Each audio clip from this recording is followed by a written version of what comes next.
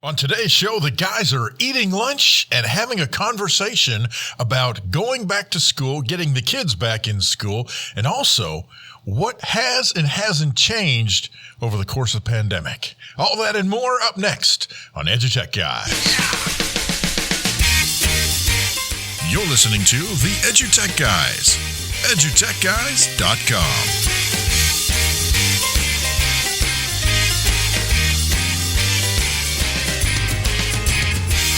Hey, welcome to the EduTechGuys. I'm David Henderson. Hey, I'm Jeff Madlock. Yeah, thank you so much for joining us today. Today's going to be kind of just a loose, open conversation. Man, loose is just you're being nice.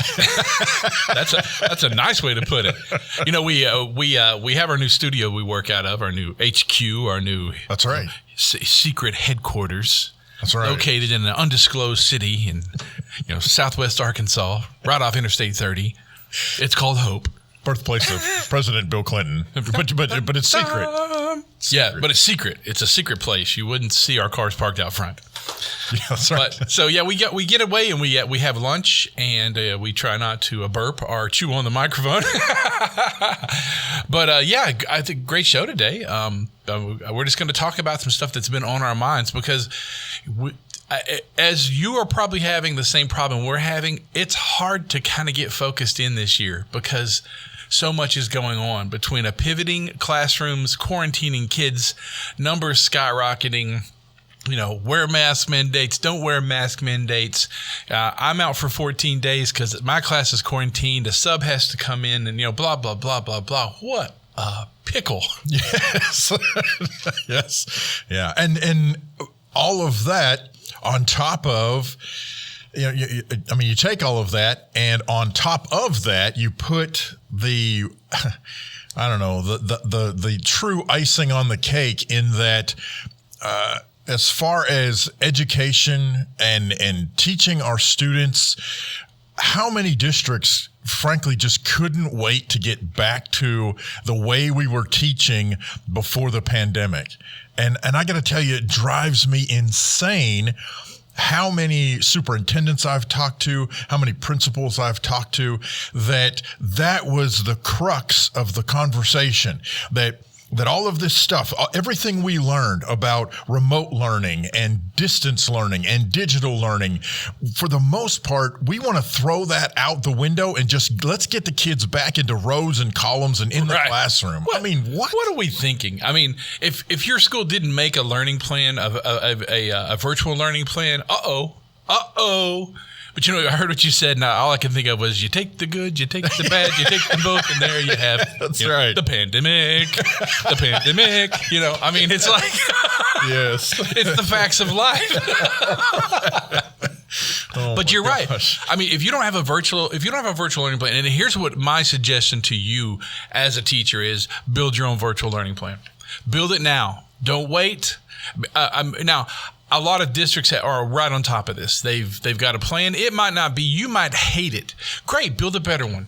Build a better mousetrap. If you know better, if you know so much about education and you know so much about what the kids in your classroom need, I'm not being sarcastic here. Yeah, no, do it for real. I said in every workshop last year, well, can we use this? Can we use this? Listen, use it, document it, and then tell your administrators, tell your curriculum developers, tell people at your school district, hey, I did this and this is how I did it, and here's all my supporting documentation.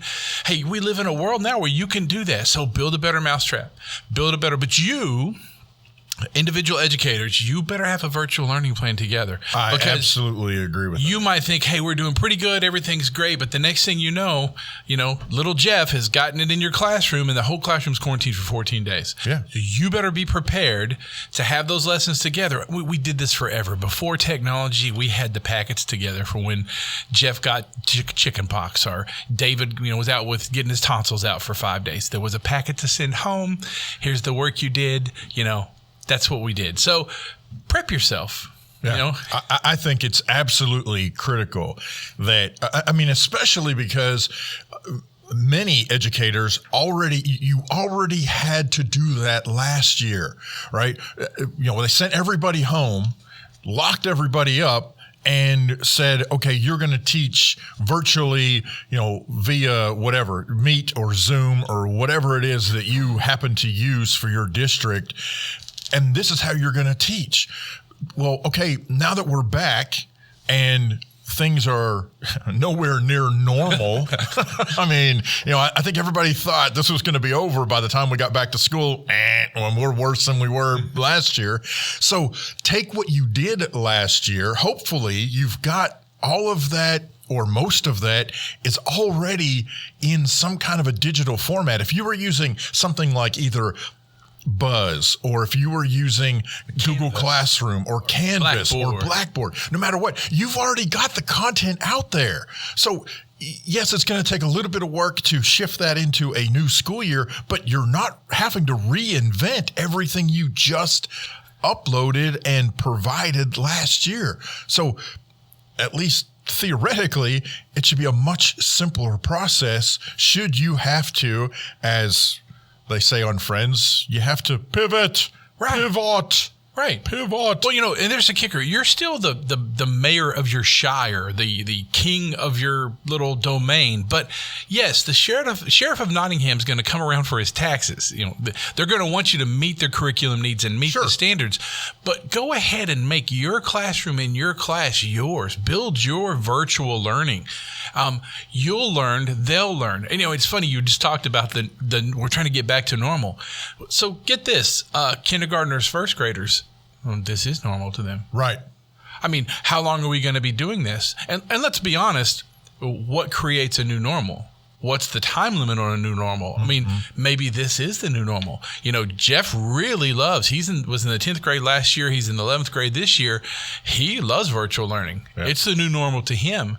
And you should be able to see that in your classrooms. The school should see that and go, hey, well, this is odd. In the 9th grade, Jeff had a 2.8, and now he has a 3.6, and he's getting work done.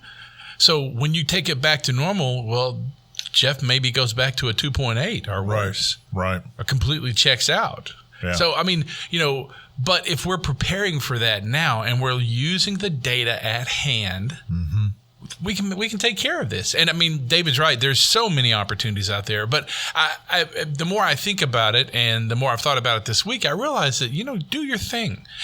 I was always told as a young band director, it's always better to ask forgiveness than to ask permission. But I also was told that if you produce, no one's going to question.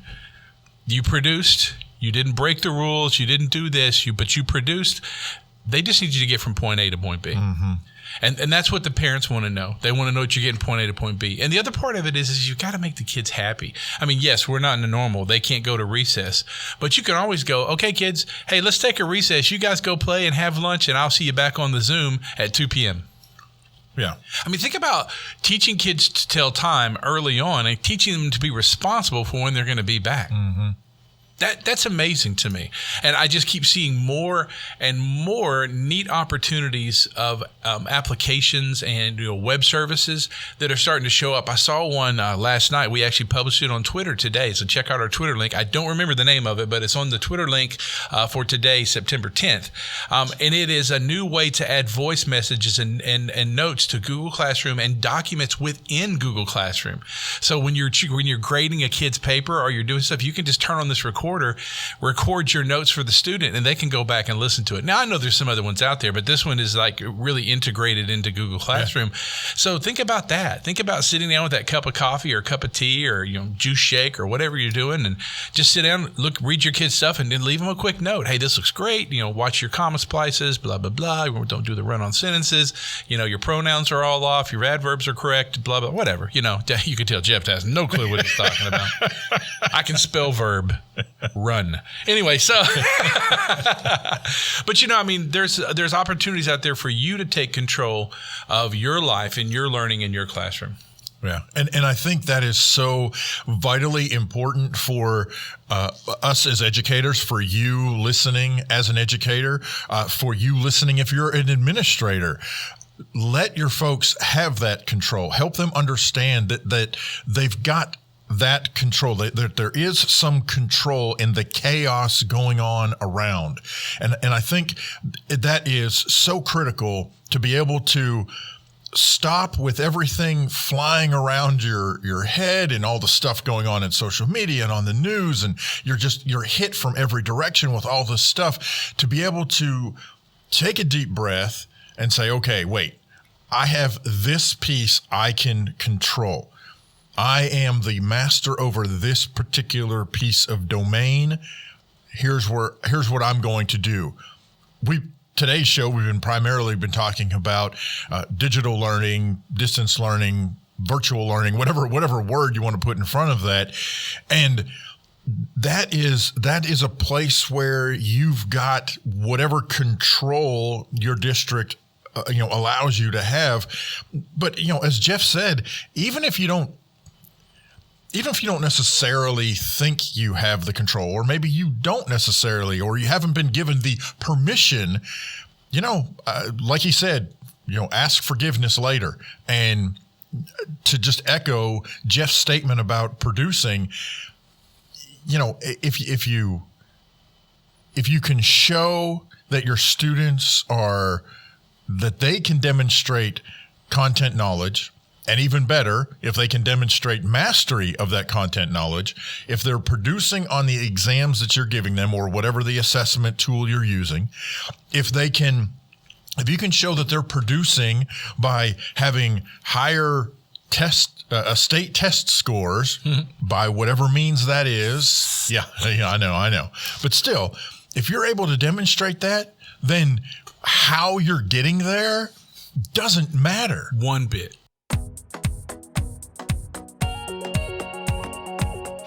Hey, we know you like listening to the show, and we love making the show. We love meeting you, but we can't do that right now. But I tell you what we can do. We can hear what you've got to say as an educator, as a classroom leader. Please reach out to us on the web, definitely social media. Just go to Google, type in EduTechGuys, EduTechGuys, and you're going to find us and get in touch with us. Let us know what you're doing in your classroom that's cool, that's new, that's changing the world for virtual learning. The EduTech Guys.